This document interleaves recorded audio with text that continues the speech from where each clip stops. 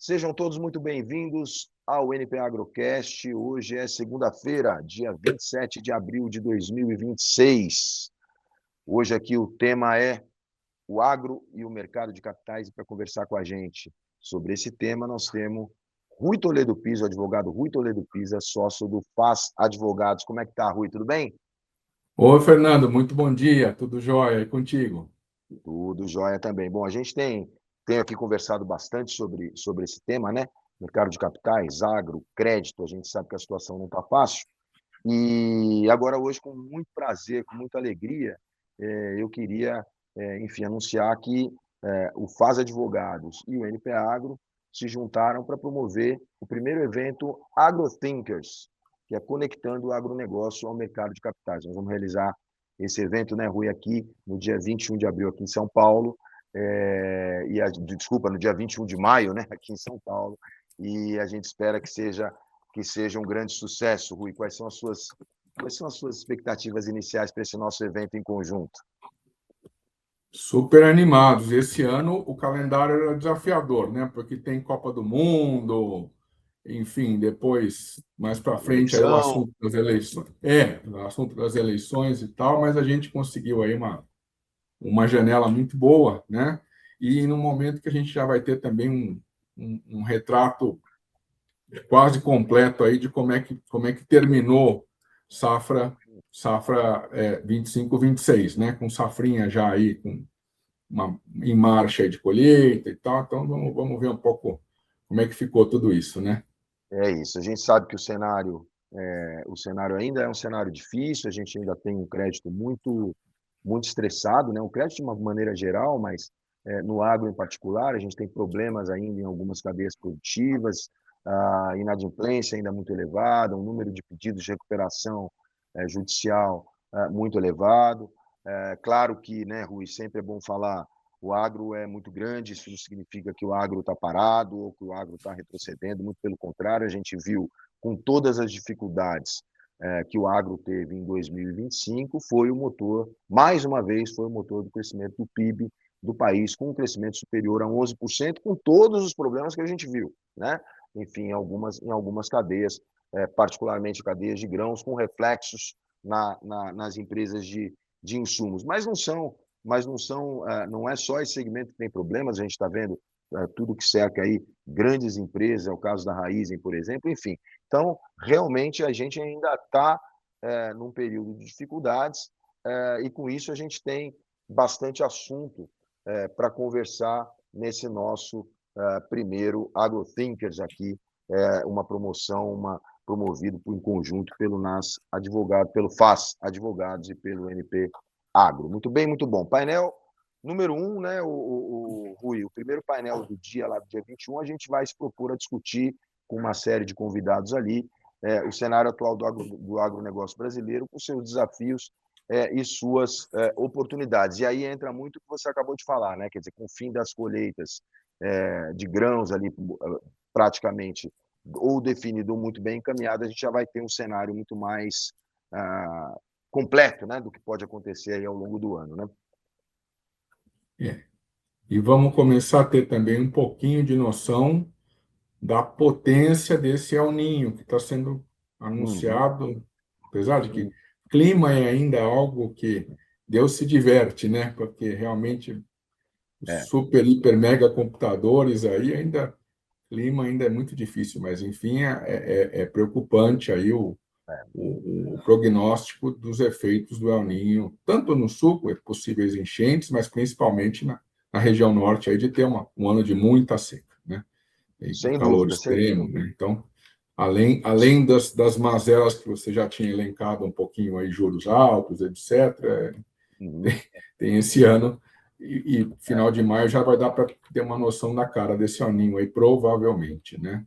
Sem dúvida, não há dúvida disso. E aí precisa ver também como é que ficam agora, né, esses conflitos todos no Oriente Médio, como é que vai ser, se isso vai escalar ainda mais ou se não vai, porque a gente está chegando num momento já crítico para a compra de insumos para a próxima safra de verão, né? Então vai ser preciso saber se nós vamos ter um cessar-fogo, se nós vamos ter navio vindo com fertilizantes, se não vai ter, se vai ter se realmente o abastecimento vai estar garantido, e aqui valores, né? Quer dizer, eu acho que até o dia 21 de maio a gente já tem um cenário um pouco mais claro, né, do que pode acontecer, com todos os reflexos também nas próprias cotações das commodities agrícolas, né? Quer dizer, a gente viu uma oscilação recente de soja e milho, por exemplo, que já é uma oscilação que tem muito a ver com a guerra, com os conflitos, né? Quer dizer, os Estados Unidos estão plantando, né? Enfim, a essa altura, a próxima safra deles, enfim, então tudo isso a gente pode ter, de repente, realmente um cenário um pouco mais claro até o dia 21 de maio, aqui no dia do nosso evento. Então, a gente tem aqui, nesse primeiro painel, possíveis assuntos, né? Essa questão toda de cotações, problema ou não com fertilizantes, alavancagem de produtores, quer dizer, tudo isso a gente vai ter convidado para bater um papo de respeito sobre esses assuntos, não é isso? Sem dúvida, sem dúvida. E até você comentou dos Estados Unidos, né? Vale mencionar, imagino que tendo tempo lá a gente comenta um pouco no dia também, os nossos convidados, né? Mas a quebradeira no agro norte-americano também está chamando a atenção, né? Pois Está chamando a atenção. Então, eu li esses dias, acho que houve um aumento de 46% em comparação anual do número seria equivalente às nossas RJs aqui, enfim, de sim, inadimplência, de fazendeiros, né? sim, Deste ano em relação ao ano passado no mercado norte-americano. Então, a equação ela é mais ou menos dolorida para todo mundo, né? As sem commodities dúvida, caíram, esse sem custo de dúvida. fertilizante aumenta para todo mundo que não é produtor, né? E nenhum Uhum, desses países, ironicamente, aí, nenhum dos grandes produtores de grão tem autossuficiência de fertilizantes, né? uhum. Então, enfim, é um tema. Não, o foco é Brasil, claro, mas é um tema que tá Claro. incomodando aí mundialmente, né? E sempre lembrando que a gente acaba tendo alguns reflexos que podem ser considerados positivos, quer dizer, por causa de todos esses reflexos da guerra em preços dos combustíveis, a gente muito provavelmente vai ter uma elevação aqui no Brasil da mistura do etanol na gasolina, né? Quer dizer, que de alguma maneira beneficia o setor sucrocoleiro. Então, quer dizer, esse agro, né? Grande e diversificado que a gente tem aqui, em que muitas vezes você descobre o pé, mas cobre a cabeça, né? Quer dizer, enfim, então a gente pode ter esses reflexos também, né? É. Então tudo isso tudo isso estará em pauta lá no dia 21 de maio. Muito bem, muito bom. Painel 2, né, o Rui, é o mercado de capitais no financiamento ao agro, e aí é um mercado que tem se mostrado, com todos os problemas que o setor pode ter enfrentado e continua enfrentando, muito dinâmico nesses últimos anos, né? Então, e aí você participa direto, e o FAS Advogados participa agora diretamente também desses deals, né, dessas operações no agro, e você pode falar um pouco da sua expectativa para esse painel. Sem dúvida. Bom, a despeito, enfim, dos desafios todos aí de crédito, e a gente aqui falando de mercado de capitais, mas pensando mais em crédito, né, embora o mercado de capitais muitas vezes seja a ferramenta provedora de equity, mas pensando mais em crédito, a gente vê que, a despeito de toda a dificuldade, né, nós tivemos um movimento positivo de captações, novas captações para os FIAGROS, aí, que são as grandes vedetes aí, enquanto instrumento de captação dedicado, né, para o mercado de capitais, para o setor, né, do agro. Depois de um início muito pujante, houve uma série de intempéries aí, né, nas carteiras, etc., mas mesmo assim, muita gente está captando. E no momento, né, Fernando, que vale destacar que para gestor de crédito privado tem sido muito difícil, né? Nós tivemos tem tido muito resgate e tal, então quer dizer que mostra que existe uma resiliência aí, até porque, como você comentou, o agro, enquanto atividade, é muito grande e continua em plena atividade, em pleno vapor, né? Então a gente vê nesse sentido uma corrida constante dos atores, dos players, isso inclui os reguladores, para o tempo todo ajustar, trazer novos instrumentos, novos dispositivos, enfim, corrigir, inclusive corrigir metodologias de precificação de garantias, até de formalização, etc., sempre, porque tem uma curva de aprendizagem muito grande nisso tudo, né? O financiamento ao agronegócio há pouco mais de 20 anos não era feito, ponto, não era feito através do mercado de capitais e ponto. Máximo ali um pré-pagamento de exportação, uma emissão de um bonde para uma empresa grande, o resto era linhas bancárias, as mais diversas, né? Então, a gente acha que, e temos visto que a despeito das dificuldades, a atividade continua muito, muito frenética, até em alguns momentos, Sim. no sentido de novas operações saindo, renovações através do mercado de capitais, o que inclui muitos FDICs, né? FDICs têm sido provedores de funding cada vez maiores aí. E o fato é que é um caminho sem volta, né?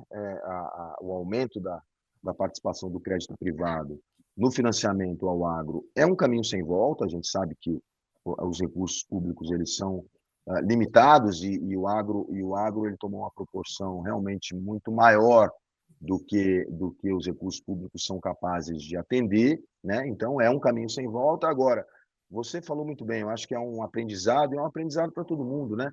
É um aprendizado para quem libera os recursos, é um aprendizado para quem toma os recursos, quer dizer, todo mundo ainda se ajustando, todo mundo ainda entendendo como funcionam as coisas no mundo real, né? O agro é complicado, muitas vezes o produtor ele pode tomar, por exemplo, um financiamento prevendo que a saca de soja vai ficar em determinado patamar, e a saca de soja simplesmente pode cair ou pode subir, enfim, então tem muita coisa para se aprender aí no meio do caminho, e a gente tem muito também a aprender sobre os desafios na recuperação de crédito, como você muito bem destacou aqui, né?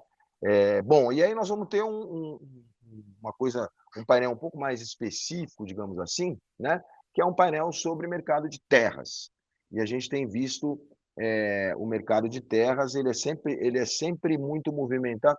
Tenha ou não liquidez, todo mundo está sempre querendo comprar e está sempre querendo vender, né? Muitas vezes a gente tem aqueles períodos de baixa liquidez, mas o fato é que a terra no Brasil tem um baita valor para comprar, para vender, para arrendar, e a gente tem sempre movimento, e como o Brasil também é muito grande, a gente tem muito movimento, às vezes não tem em um lugar, mas tem em outro.